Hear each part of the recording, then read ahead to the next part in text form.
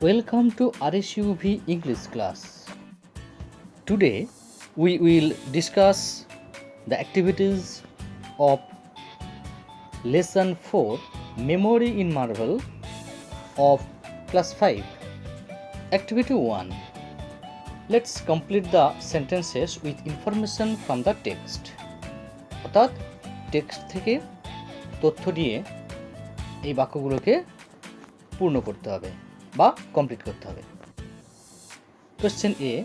Torun's grandfather knew a lot about the Taj Mahal because he was উত্তরটা হবে a retired teacher।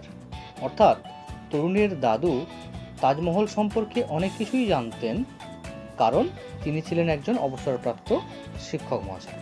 Question B. Akbar the Great was the grandfather of উত্তরটি হবে Prince Khurram.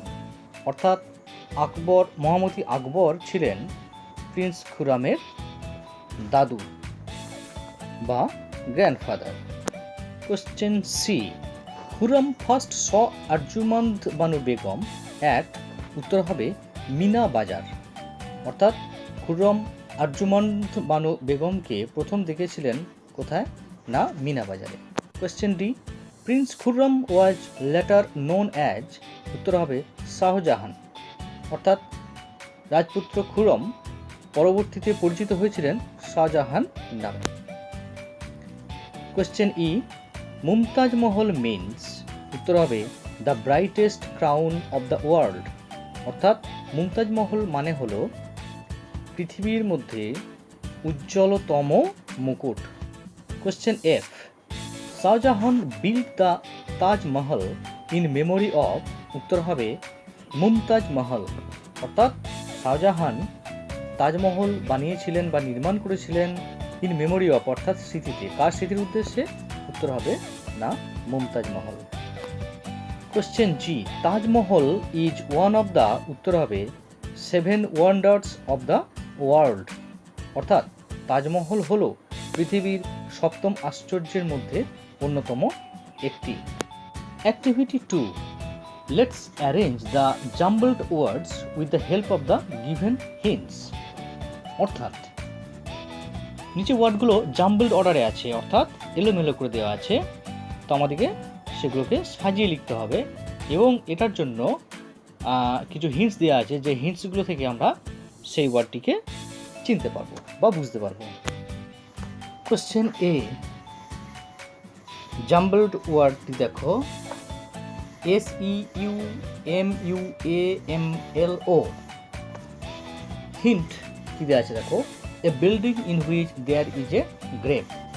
অর্থাৎ একটি স্থাপত্য যার মধ্যে একটি সমাধি বা কবর আছে, অর্থাৎ সেটি হলো কি মুসোলিয়াম। এখানে দেখো MAUSOLEUM, ঠিক আছে, মুসোলিয়াম। বি. জাম্বল ওয়ার্ডটি দেখো SPNERIA। Hint a man from Persia.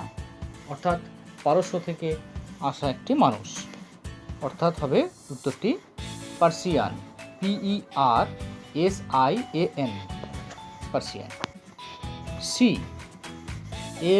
LEJWE। Hint a valuable stone, অর্থাৎ মূল্যবান পাথর, অর্থাৎ উত্তরটি হবে Jewel, JEWEL, Jewel. D. SLIGMPE। Hint A look only for a moment, অর্থাৎ এক মুহূর্তের জন্য তাকানো, অর্থাৎ উত্তরটি হবে glimpse, GLIMPSE, glimpse. Activity 3A. Find out some describing words from the text and put them in the box below. One is done for you. অর্থাৎ text থেকে কিছু ডেসক্রাইবিং ওয়ার্ডস খুঁজে বের করতে হবে, তারপর সেগুলোকে নিচের বক্সে লিখতে হবে। একটি তোমাদের জন্য করে দেওয়া আছে, অর্থাৎ বিউটিফুল এই ওয়ার্ডটি দেওয়া আছে। তার আগে ডেসক্রাইবিং ওয়ার্ড সম্পর্কে একটুখানি বলে দিই। ডেসক্রাইবিং ওয়ার্ডস বা অ্যাডজেক্টিভ অর্থাৎ যে ওয়ার্ড বা পার্টস অফ স্পিচ কোনো নাউন বা প্রোনাউনকে কোয়ালিফাই করে, অর্থাৎ নাউন বা প্রোনাউনকে বুঝিয়ে দেয়, ঠিক আছে, সেটাই হলো ডেসক্রাইবিং ওয়ার্ডস। এবার আমরা টেক্সট থেকে ডেসক্রাইবিং ওয়ার্ডসগুলোকে লিখব, ঠিক আছে। দেখো, বিউটিফুল দেয়াই আছে, তারপর হবে ওয়ারিড, রিটায়ার্ড, নটি, great, brightest, sad, beloved, magnificent. Activity 3B. Let's make sentences with the adjectives given below. নিচে দেওয়া অ্যাডজেক্টিভগুলো দিয়ে বাক্য তৈরি করতে হবে। প্রথমে আছে অনেস্ট। অনেস্ট মানে হলো সৎ। Everyone loves an honest person, অর্থাৎ প্রত্যেকেই একজন সৎ ব্যক্তিকে ভালোবাসে। নেক্সট, পুয়ার অর্থাৎ দরিদ্র। ডোন্ট হেট দ্য পুয়ার, অর্থাৎ দরিদ্রদেরকে বা গরিবদেরকে ঘৃণা করো না। নেক্সট, ন্যারো অর্থাৎ সংকীর্ণ বা সরু।